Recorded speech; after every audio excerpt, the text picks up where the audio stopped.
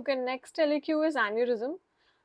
So aneurysm में usually long answer आता है and there are a lot of PYQs over here जो PG, INI, CT वगैरह में पूछे गए हैं. So let's quickly go through this. Aneurysm होता क्या है?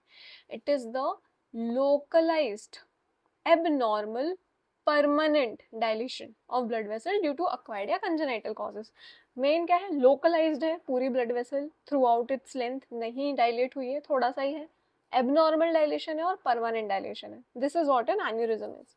अब इसका क्लासिफिकेशन किस बेसिस पे हो सकता है? 3 बेसिस. सबसे पहला तो पैथोजेनिक मैकेनिज्म, हो क्यों रहा है?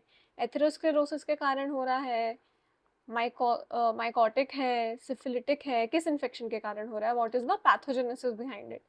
या फिर जब वो डायलेशन हुआ है तो डायलेशन के बाद उसका शेप कैसा हो गया है? क्या वो सैक्युलर है, क्या वो फ्यूजीफॉर्म है, क्या वो सिलेंड्रिकल है,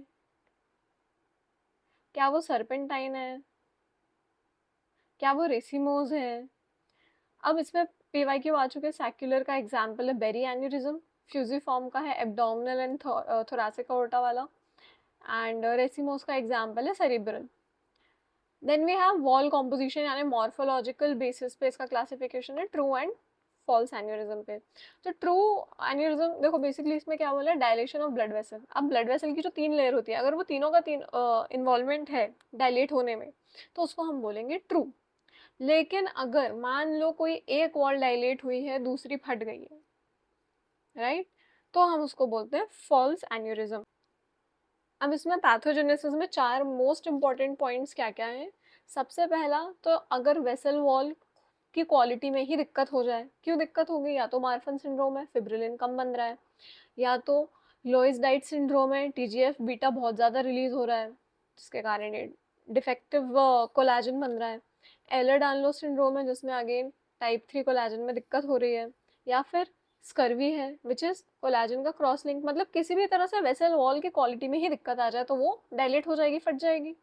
then we have defective degradation and synthesis balance. हमारी बॉडी में हमेशा कुछ ना कोई चीज़ डाइजेस्ट और कोई ना कोई चीज़ सिंथेसाइज हो रही होती है, but they are in a balance.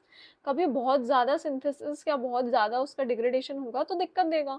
तो अगर किसी भी कारण से इन्फ्लामेशन हो रहा है तो this leads to defective balance. Then we have loss of smooth muscle cell or synthesis of non-collagenous ECM. Non-collagenous ECM क्यों important है? क्योंकि कोलाजन जो होता है वो स्ट्रेच हो जाता है थोड़ा सा. नॉन कोलाजनस होगा, मान लो उसमें कैल्सिफिकेशन वगैरह हो गया तो वो हार्ड हो जाएगा. हार्ड होगा तो अगेन प्रेशर ज़्यादा एक्सर्ट करेगा, वो प्रेशर ज़्यादा एक्सर्ट होगा तो डायलिटेशन हो जाएगा. इसमें एग्जांपल है सिस्टिक मीडियल वॉल डिजेनरेशन, जो कि कहाँ कहाँ देखने को मिलता है? एओर्टिक डायसेक्शन में मिलता है, मार्फन सिंड्रोम में मिलता है, और यूजुअली कहाँ पे होता है? Ascending aneurysm. Now you can see there is a lot of question asked बार बार बार बार on it. So all you need to know is the specific case which is cystic medial degeneration. ये कहाँ पर हो रहा है? ये हो रहा है मीडियल नेक्रोसिस ऑफ वॉल्स में. कहाँ कहाँ देखने को मिलता है? ये आउटिक डाइसेक्शन में भी मिलता है, ये मार्फन सिंड्रोम में भी मिलता है, ये यूजुअली मिलता है असेंडिंग आउटा के एन्यूरिज्म में. Lastly we have hypertension and syphilis, again endothelial injury response. अब इसमें शॉर्ट नोट यूजुअली किस पे आता है? आउटिक एब्डोमिनल आउटिक एन्यूरिज्म पे आता है. सो इसमें क्या होता है? ये यूजुअली इसमें पूछने वाला पार्ट है साइट. ये होता है इंफ्रारेनल एब्डोमिनल आउर्टा पे, किडनी के नीचे वाला पार्ट. शेप होता है fusiform and the most common cause is atherosclerosis.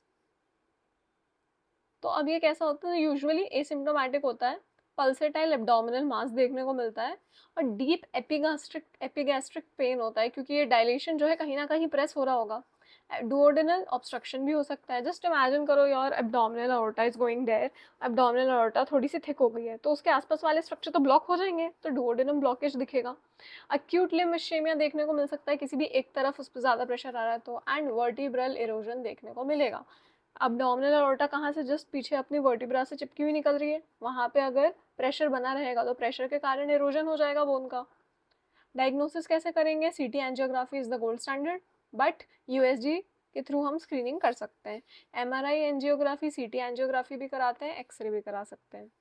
Management क्या होता है? अगर 5 सेंटीमीटर से छोटा है तो स्टैटिन खिलाओ, और अगर 5 सेंटीमीटर से बड़ा है तो ग्राफ्ट रिप्लेसमेंट होगा. ग्राफ्ट रिप्लेसमेंट कैसा होता है? Open surgical repair. That is all you need to know for abdominal aneurysm. अब एन्यूरिज्म में और जो भी सवाल पूछते हैं which is usually berry aneurysm. Berry aneurysm is associated with polycystic kidney disease, ये पूछते हैं हर बार।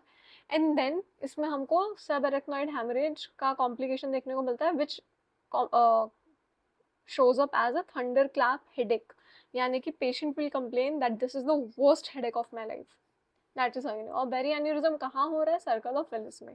क्या लोकेशन है? एंटीरियर सेरिब्रल और एंटीरियर कम्युनिकेटिंग आर्टरी के बीच में। Then we have leukotic aortitis, यानी कि टर्शरी सिफिलिटिक एन्यूरिज्म। इसमें हमको ट्री बार्क साइन देखने को मिलता है। कहाँ मिलेगा ये? असेंडिंग आउटा में, थोरैसिक आउटा में। तो बेसिकली इसमें क्यों हो रही है ये दिक्कत? अभी हमारी जो आर्टरी है उसकी ब्लड सप्लाई का क्या था? वासा वेसोरम। यहाँ पे वासा वेसोरम ही ऑब्लिटरेट हो रही है, जिसके कारण क्या हो रहा है? जो बीच वाला पार्ट है, अब देखो जो बाहर वाला पार्ट था उसकी ब्लड सप्लाई इज देयर, अंदर वाला part directly is obtaining the blood from the blood supply itself. बीच वाला पार्ट जिसको वासा वसुरम ब्लड पहुंचा रही थी उसमें क्या होने लगेगा? नेक्रोसिस। तो मीडियल नेक्रोसिस होगा, जिसके कारण फाइब्रोसिस एंड स्कारिंग होगी, और ये on microscopy would look like tree bark intima, right? Tree bark sign कहाँ और पॉजिटिव होता है? टाकायासु आर्टराइटिस में। Will discuss that later. So that covers your entire aneurysm.